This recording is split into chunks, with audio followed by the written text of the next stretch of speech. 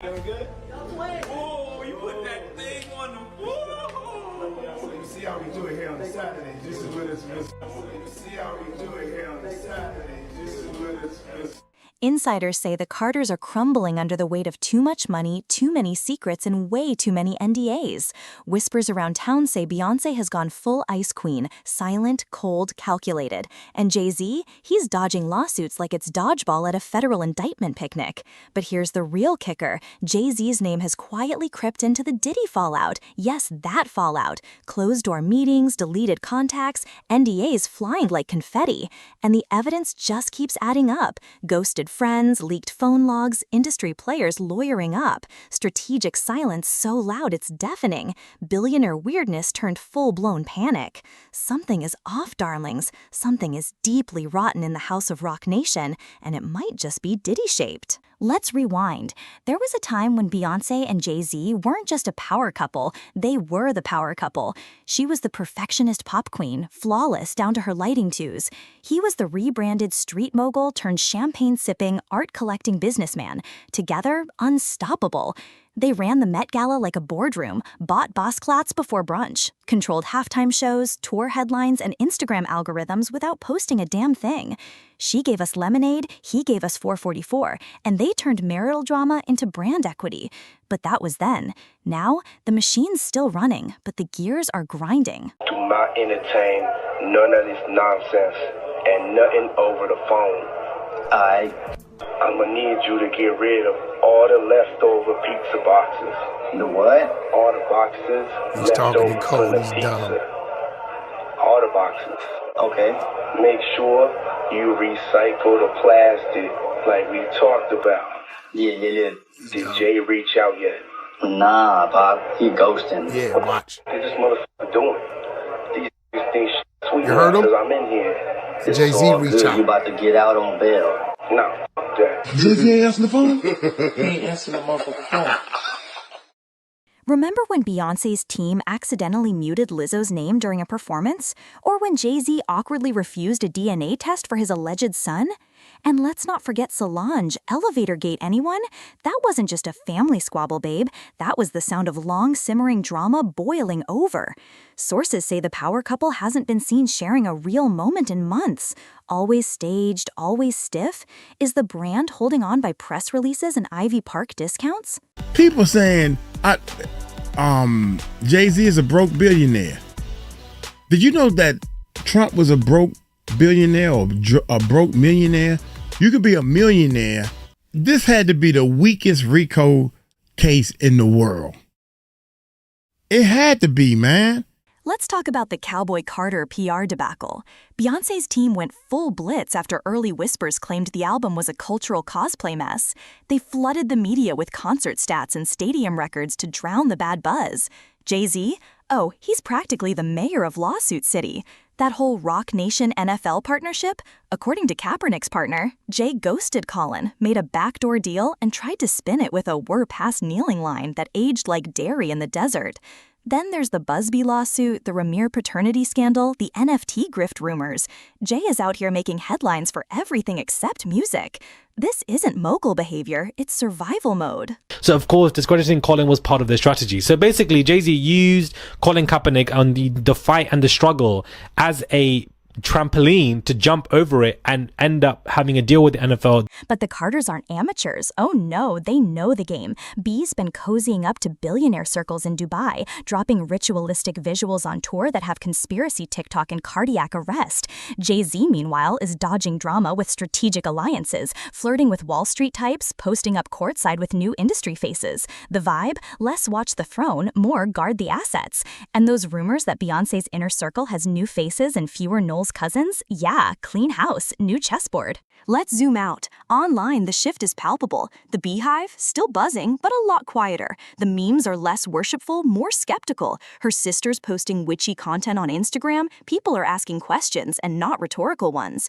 Jay-Z used to be untouchable. Now he's the subject of viral exposés, TikTok detectives, and YouTube commentary chains 2 hours long. The vibe is, where there's smoke, there's a Roc Nation intern spinning the fan. Even fans are starting to feel duped, like maybe the empire was always built on image more than intimacy. Let's talk money, honey. That $88 million Bel Air mansion, the one with its own spa and helipad, yeah, those property taxes don't pay themselves. And word on Rodeo Drive is that the Carters are liquid asset poor. Plenty of investments, but not a lot of reachable cash. PR crisis consultants, private jets, and entourage the size of a football team, it adds up. Jay's quietly offloading shares, Bay's selling out tour merch like rents do. Allegedly. It's giving rich people panicking. What As Ever really represents. This isn't just about a product. It's about perception, authenticity, and a troubling contradiction between Meghan's public statements and her commercial actions. First taste of Megan's jam.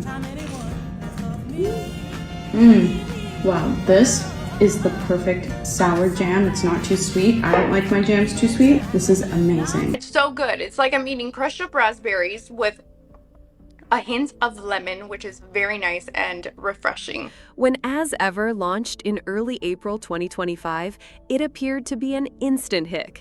Multiple items sold out within 45 minutes. But that early success quickly came under fire. Critics pointed out that product drops were limited, so limited that many believed the sellouts were manufactured. Shoppers were told they could only buy the rosé wine in sets of 3 bottles, totaling $90 without ever tasting it. Meanwhile, pre-orders for items like apricot spread were canceled and refunded after weeks of waiting. Even Meghan's most devoted followers voiced frustration. Refund emails offered apologies and promises of free replacements later, but the damage was done. The strategy of scarcity, which works for luxury fashion, failed here. As branding experts warned, short-term hype doesn't build long-term trust. This brings us to a deeper tension.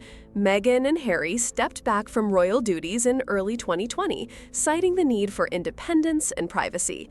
Since then, they've emphasized building a life outside the palace walls.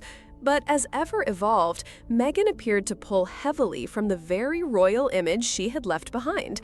From launching the brand near Princess Diana's birthday, to invoking traditional British aesthetics in product design, to benefiting from headlines centered not around the brand, but her status as the Duchess of Sussex, it's clear that the royal connection still drives interest.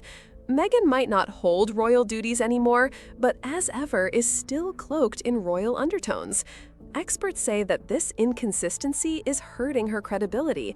It's not just a marketing choice, it's a contradiction, and the audience is noticing. Another issue is identity. Branding professionals describe As Ever as one of the worst executed celebrity brands they've ever seen, not because of lack of reach, but lack of authenticity.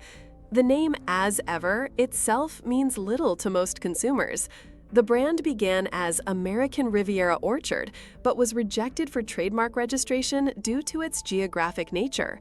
When As Ever was introduced, it was immediately associated with generic visuals and no consistent story. Furthermore, many products appear to be white-labeled from existing suppliers. For example, the herbal teas closely resemble those of Republic of Tea. The cookie mix, reportedly sourced from Williams-Sonoma. This undermines the narrative that Meghan is a hands-on creator and entrepreneur. She markets herself as a modern homemaker, yet branding experts argue she would be better suited embracing her natural role, the disruptor. Meghan was never a Martha Stewart. She was the woman who left the monarchy. That power lies in authenticity, not imitation. So where does this leave As Ever? At a crossroads. Meghan Markle has the spotlight, the audience, the resources, and, yes, the name. But without consistency, transparency, and a clear identity, even the most loyal fans will start turning away. This isn't about jam or wine or tea. It's about whether the brand reflects the person, or just the image she thinks people want to see. Until those two things align, As Ever may remain stuck not in timeless elegance, but in a cycle of disappointment. The show offered carefully curated moments, lavender-scented towels, rainbow-coloured fruit platters, and herb baskets picked fresh from the garden. But for many, the show felt anything but authentic. Instead of inviting connection, it drew criticism for its overly manicured tone and rigid perfectionism. Meghan's insistence on being called Sussex rather than Markle struck some as overly controlling. Her interactions with celebrity guests, often stiff, rehearsed, and visibly curated, made the show feel more like a branding exercise than a warm domestic series. Critics pointed out that even the estate featured in the show wasn't her actual home. What was meant to be a celebration of simple joys ended up feeling like a stage, one where every move was carefully orchestrated and the audience left outside the velvet rope. The response was swift. Major British outlets including The Guardian, Forbes and The Telegraph labelled the show tone-deaf, vacuous and joyless. Online, the backlash exploded across TikTok and Reddit, with parody clips mocking the overly stylized content and Meghan's soft voice narration. Even more damaging were the deeper critiques. Media analyst Leslie Gray Streeter argued that the intense pushback wasn't just about editing or aesthetics. It revealed societal discomfort with Meghan as a wealthy black woman living a soft life. For some, her calm domestic world clashed too deeply with their expectations of humility or restraint. Meanwhile, royal biographer Angela Levin accused the show of borrowing heavily from earlier lifestyle formats, including comparisons to a 2000 show by Pamela Anderson, and called Meghan's presentation disingenuous. She even noted that Meghan has admitted not enjoying actual cooking, but prefers arranging. Through it all, the show seemed to lack humour, vulnerability, or genuine engagement. Critics felt it was less about living well and more about being seen living well. And in the world of streaming content, image alone rarely sustains a loyal audience. Since stepping back from royal duties in 2020, Meghan and Prince Harry have pursued independence through high-profile media deals. The couple signed a reported $100 million agreement with Netflix in 2020 and launched multiple projects, from documentaries to podcasts. But the results have been mixed. Their Spotify deal was quietly dropped in 2023. And now, despite With Love, Meghan being renewed for a second season, inside sources say Netflix executives are re-evaluating the show's direction due to poor audience retention and damaging press. While Meghan continues to build her brand around authenticity, wellness, and empowerment, the growing disconnect between her presentation and public perception may be undermining that strategy. The image of a hands-on mother making rainbow crudity clashes with doubts about scripted scenes and borrowed homes. It's not just about content, it's about credibility. And that's where Meghan's greatest challenge may now lie. With Love, Meghan set out to redefine Meghan Markle's public narrative, but instead of warmth, it sparked a cold wave of criticism. Behind the floral centerpieces and folded linens lies a deeper story, one of image, expectation, and disconnect. As season 2 looms uncertain, the question remains: can Meghan reclaim the audience's trust, or has her lifestyle empire already cracked at the foundation?